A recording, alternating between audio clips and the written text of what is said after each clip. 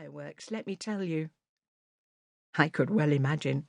My mother was only tiny, but she had a sparky temper, that was for sure.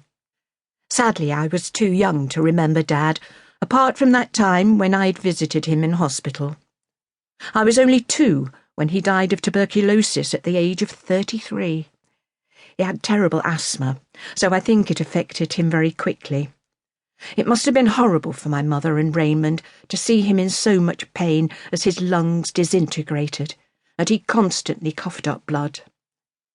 But there was no cure in those days, and it was very infectious. My brother and I were tested for it, but thankfully we were clear.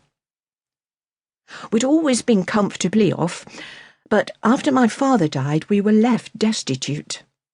My brother had to leave his private boarding school, and it was a real struggle.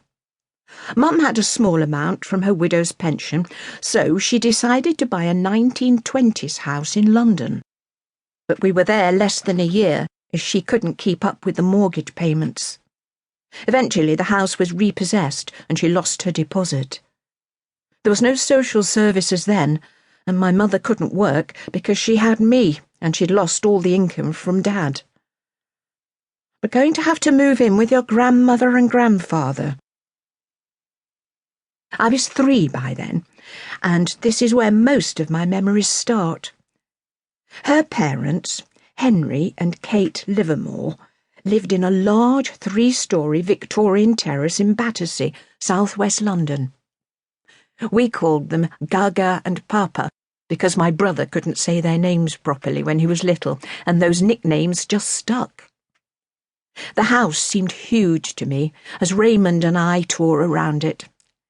There was a big sitting room in the front with settees and an open fire and all this lovely antique furniture.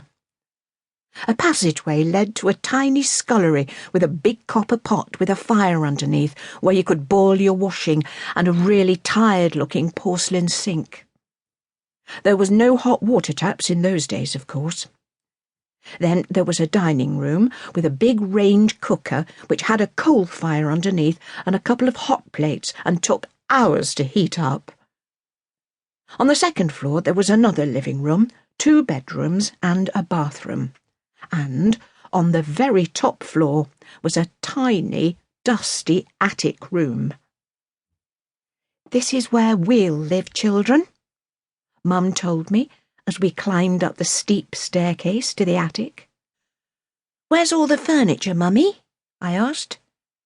It was very dark and shivery cold, and there was hardly anything in it. But there was a double bed for Mum and me to share, a camp bed for Raymond, and a little larder where we could keep our food.